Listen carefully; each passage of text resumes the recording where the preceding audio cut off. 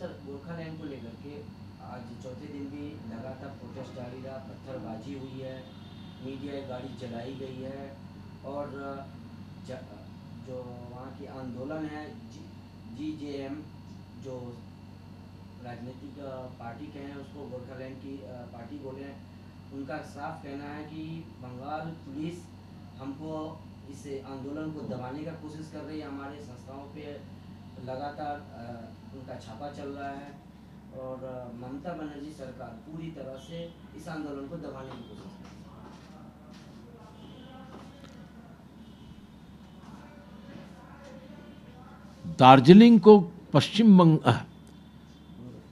দার্জিলিংকে পশ্চিমবঙ্গ থেকে বের করে একটা আলাদা রাজ্য করবার একটা জন অভিযান অনেক দিন থেকে চলছে। এক সময় গোর্খাল্যান্ড লিবারেশন ফ্রন্ট করে সুভাষ ঘিসিং উনি আবার আন্দোলন করেছিলেন। সেই আন্দোলনের গুরুত্বে একটা রিজনাল কাউন্সিল হয়েছিল, আর ওটাতে আর্থিক অধিকার আর সামাজিক অধিকার আর রাজনৈতিক অধিকারের সাথ সাথ অ্যাডমিনিস্ট্রেটিভ দখলের একটা অধিকার ওনারা পেয়েছিলেন। সেটাই করে চলে যাচ্ছিল। কিন্তু এই যে এখন একটা কিছু লোকেরা এখন জনমুক্তি করে কিছু লোকেরা কিছু আন্দোলনকারী একটা নতুন দাবি রেখেছেন।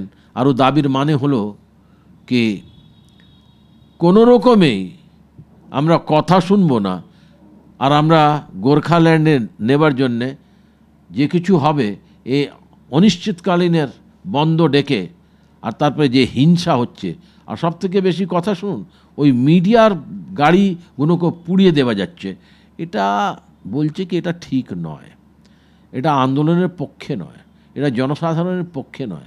আপনার যে দাবি আছে ওই দাবিকে আপনি অহিংসক ধারা নিয়ে চলে যান, লোকেরা বুঝবে কি আপনি কি বলতে চাইছেন।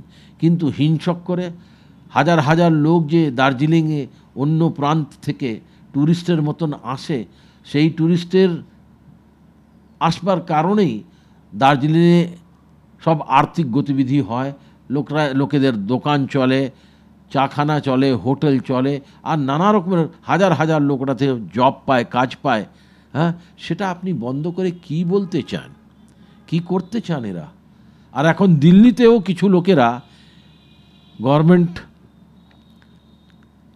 আর দিল্লি সেন্ট্রাল গভর্নমেন্ট আর মমতা ব্যানার্জির যে সরকারের মধ্যে একটা মতভেদ আছে, সেটাকে নিয়ে দিল্লিও একটা পাওয়ার প্লে করতে চাইছে। সেটা নিয়ে আপনি পাওয়ার প্লে মোদি সরকার করতে পারে, কিন্তু ওরা বুঝে যাচ্ছেন কি ওটা খুললে পারে বিদর্ভের কষা আসবে। সব থেকে পুরনো ডিমান্ড আছে কি বিদর্ভকে একটা সেপারেট রাজ্য করা যায়, এক আলাদা রাজ্য মহারাষ্ট্র থেকে বের করে। তাদের গোটা কয়েক আন্দোলন বড় বড় হয়েছে এই কথা নিয়ে। বিদর্ভ থেকে MLA MP-গুলো চলে এসছে, কংগ্রেস পার্টির পতন হয়ে গেল বিদর্ভে, কিন্তু আবার লোকেরা বুঝলো এটা ঠিক নয়। সেই রকমই এখন দেখছি কামতাপুরের কথা হচ্ছে ওখানে। এই আমি কথা শুনছি ওড়িশার আর কিছু বেঙ্গলের কথা নিয়ে কৌশলপুরি নিয়ে একজন কিছু করতে চাইছেন। সেই জন্যে কিছু লোকেরা একটা আলাদা রাজ করার উচিত হয়। কিছুরা বলে কি আমরা বিহারের থেকে কেটে একটা রাজ্য করতে চাই, কিছুরা বলে উত্তরপ্রদেশকে কেটে একটা রাজ্য হবে। উত্তরপ্রদেশের জনতা অত বড় দেশ, অত বড় প্রদেশ, অত বড় রাজ্য, ওরা কোনো এই রকমের ডিমান্ড, এই রকমের দাবি কোনো স্বীকার করে না। উত্তরপ্রদেশে এই যে আমাদের ওয়েস্টার্ন ইউপি হচ্ছে, এই যে পশ্চিম উত্তরপ্রদেশ, এখানে একটা পার্টিও হয়েছিল অজিত সিংয়ের, যিনি আবার আলাদা রাজ, হরিত রাজ, সেসব উত্তরপ্রদেশের জনতা বোঝে না। আর না পশ্চিম উত্তরপ্রদেশের লোকেরা কিছু ভাবনাতেও তার সঙ্গে যুক্ত হলো, তারপরে ছেড়ে দিল। রাজ্য সেপারেট করা, রাজ্য তৈরি করা, এটা এখন কোনো মাইনে নেই। মাইনে আছে কি যে গোর্খাল্যান্ড ওরা বলছে, ওই গোর্খাল্যান্ডের কোনো প্রবলেম নেই। জাতীয় ধর্মের নামে কোনো ল্যান্ড তৈরি হবে? এটা তো ভারতের সংবিধানে নেই। কিন্তু দার্জিলিং হিল ডেভেলপমেন্ট কাউন্সিল হয়েছে, হিল ডেভেলপমেন্ট কাউন্সিলকে কিছু অধিকার যদি কমিয়ে আছে, ওই অধিকার দেওয়ার জন্য আমিও আমাদের পার্টি ভারতীয় কমিউনিস্ট পার্টি তাদের সঙ্গে দাঁড়াতে পারে, অন্য পার্টিরাও দাঁড়াতে পারবে। আর যদি পার্লামেন্ট পাস করবে না, পার্লামেন্ট থেকে এই দাবি আইনটা হবে না, তো কেমন করে গোর্খা কী বলে দার্জিলিংকে একটা আলাদা রাজ্য করা যেতে পারে? এর পেছনে অনেক খেলা আছে। কিন্তু সুশ্রী মমতা ব্যানার্জিকে এটাও আমরা বলতে চাই কি লাঠিগুলি দিয়ে কোনো রকমের আপনি উত্তর পাবেন না যে আপনি ভাবছেন। লাঠিগুলির নিয়ে আপনি লোকেদেরকে পেটানি দিয়ে কোনো ডায়লগ করতে পারবেন না। কিন্তু এটা নিশ্চয়ই বলি, হিল কাউন্সিলকে আরও অধিকার দেওয়ার জন্যে, আরও ওর আর্থিক স্থিতিটাকে, আর্থিক ব্যবস্থাকে একটু পুষ্টি করবার জন্যে যদি কোনো ডায়লগের দরকার, নিশ্চয়ই সুশ্রী মমতা ব্যানার্জিকে এগিয়ে আসতে হবে ওই ডায়লগের জন্যে। আর তার জন্যে যারা আন্দোলন করছে যে দার্জিলিংয়ে, তাদেরকেও এটা বোঝা উচিত কি এই সময় ইন ডেমোক্রেসি, লোকতন্ত্রের ভেতরে লাঠিগুলির কোনো স্থান নেই।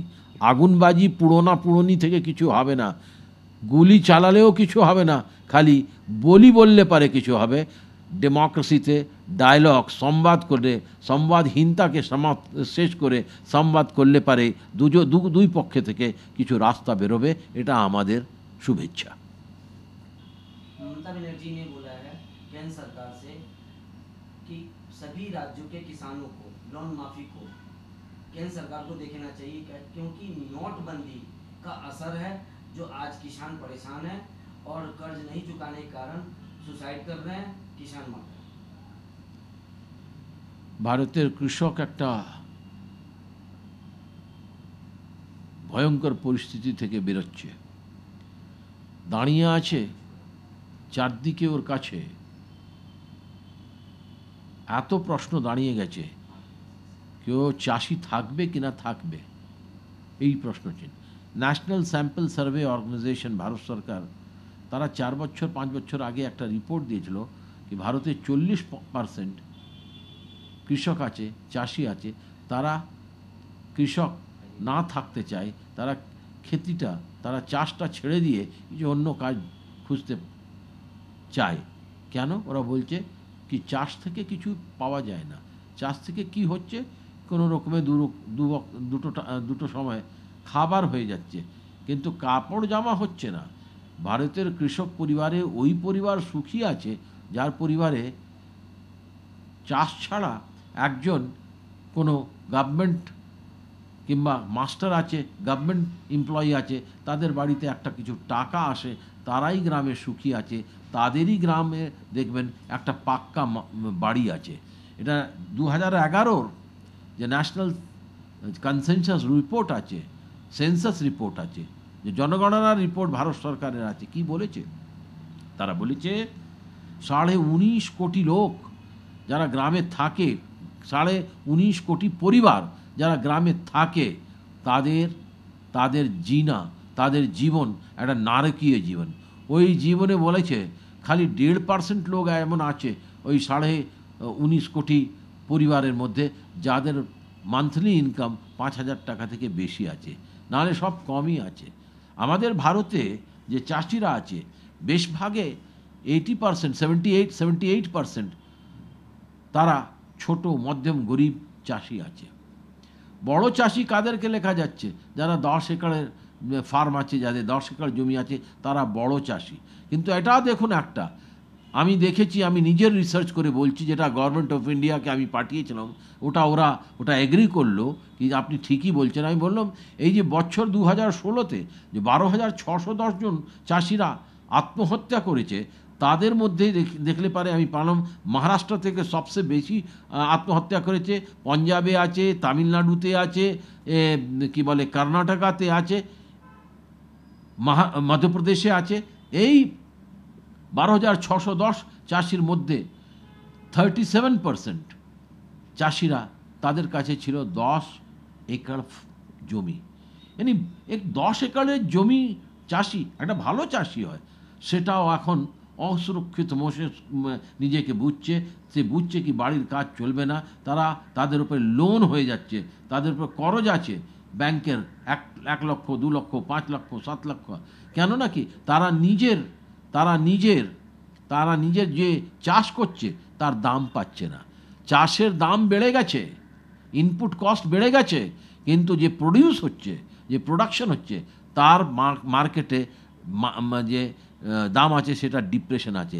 এই দেখুন একটা কথা বলি, এই বছর জানুয়ারি মাসেই ভারত সরকার বলেছে যে আমরা গমের হুইটের একটা রেকর্ড প্রোডাকশন করব, রেকর্ড ফেল দেব, পুরনো রেকর্ড সব আমরা ওদেরকে বাতিল করে নতুন একটা রেকর্ড করতে যাচ্ছি। ওরা এইসব বলেছে। কোথায় থেকে? ওরা বললো কি আমরা স্যাটেলাইট থেকে ছবি তুলেছি, আর ঠিক খুব বাম্পার ক্রপ হলো। কিন্তু ফেব্রুয়ারি মাসেই ভারত সরকার বাইরে থেকে 30 lakh metric ton 30 lakh metric ton গম এখানে হুইট এখানে ইম্পোর্ট করলো, তার উপরে কোনো ইম্পোর্ট ডিউটিও ছিল না। সে যখন কৃষকদের, চাষিদের গম তৈরি হয়ে, হুইট তৈরি হয়ে মার্কেটে আসছে, ওই যে custom free, excise duty free গমটা, হুইটটা মার্কেটে ফেলে দিল বড় বড় কমিশন এজেন্টরা, বড় বড় মিডলম্যানরা। আর কি হলো কি কৃষকদেরকে, চাষিদেরকে নিজের গমকে যে 1640 টাকা দাম ছিল, minimum support price government of India ওটা নির্ধারিত করেছিল, তার থেকে কম 1100 টাকা প্রতি কুইন্টাল তাদেরকে নিজের গম বিক্রি, নিজের হুইট বিক্রি করতে হচ্ছে। সেই জন্যে এখন একটা কথা, খালি বিজেপির রাজ আছে মহারাষ্ট্রায়, আপনি ওখানে বলছেন কি আমি চাষিদেরকে আমি তাদের করজটা মুক্তি দিয়ে দেব। ইউপিতে আপনি বললেন কি আমরা মুক্তি দিয়ে দেব, ওটাই মুক্তি হয়নি।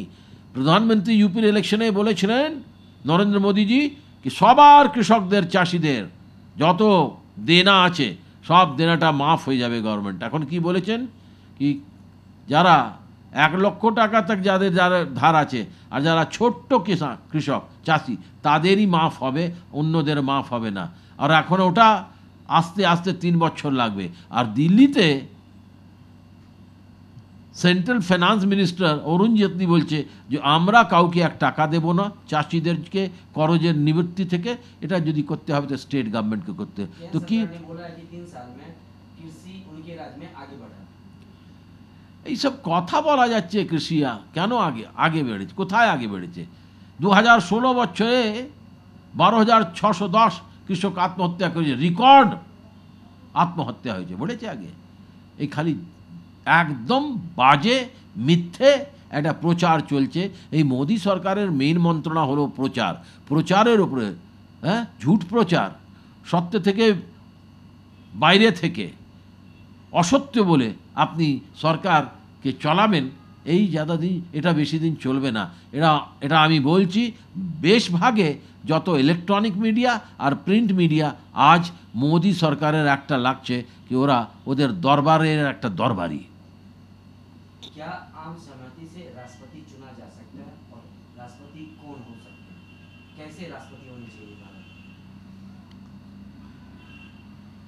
এটা কথা চলছে কি সব সহমতি থেকে, নিজের আন্ডারস্ট্যান্ডিং করে, কনসেনসাস করে দেশের রাষ্ট্রপতিকে আমরা নির্বাচিত করি।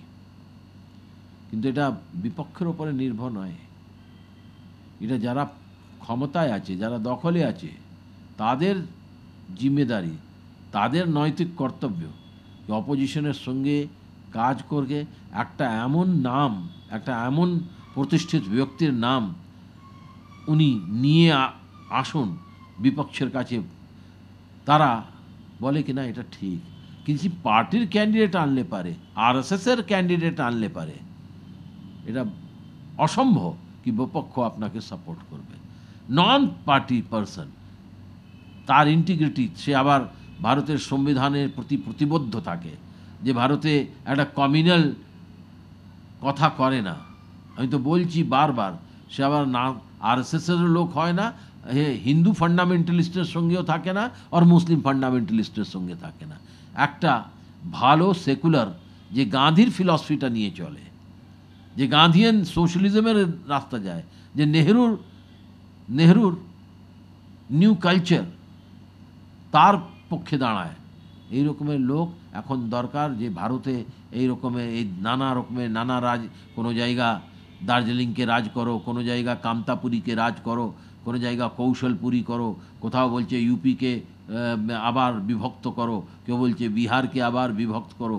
এই সব কথা যখন হচ্ছে, কেউ আবার ধর্মের নামে লোকেদেরকে সংগঠিত করে ভারতের যে একটা আইন আছে তার বিরুদ্ধে যারা করছে, কিছু কাজ করবার চেষ্টা করছে, তাদের বিরুদ্ধে এই রকমের লোক দরকার, যার ছবিটা ভারতের লোকেদের মধ্যে এটা হয় কি নো ও ভালো লোক।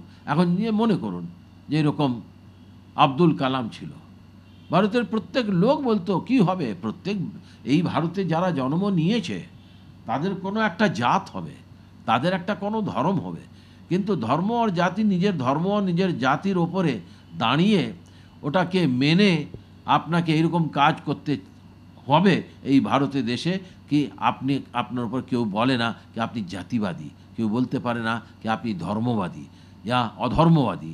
এই সব না করে একটা এমন লোককে আমাদেরকে নিজের ক্যান্ডিডেট করতে হবে। কারণ আমাদের সীমার ওপরে এখন বেশি চাপ আছে, দবাব আছে, আমাদের সীমার ওর পার থেকে প্রতিদিন গুলি চলছে। আমরা সবাইরা বিভক্ত না হয়ে একসঙ্গে দাঁড়িয়ে একজন প্রেসিডেন্টকে যদি আমরা ইলেক্ট করব, সে বিশ্বে একটা মেসেজ যাবে।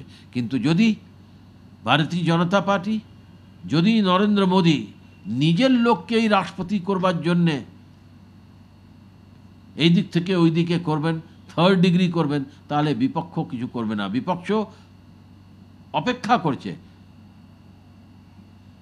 এই ভাবনার সঙ্গে কি যদি ভালো নাম সরকার থেকে আসছে, রুলিং পার্টি থেকে আসছে, তো আমরা ওটা অ্যাকসেপ্ট করব। কিন্তু যদি এমন লোক যাদের পাস, যাদের অতীত অনেক খারাপ, যাদের উপরে কোয়েশ্চেন করা যায়, যাদের আইনের উপরে বিশ্বাস নেই, এমন লোককে বিপক্ষ কোনো রূপে কোনো সমর্থন দিতে পারবে না।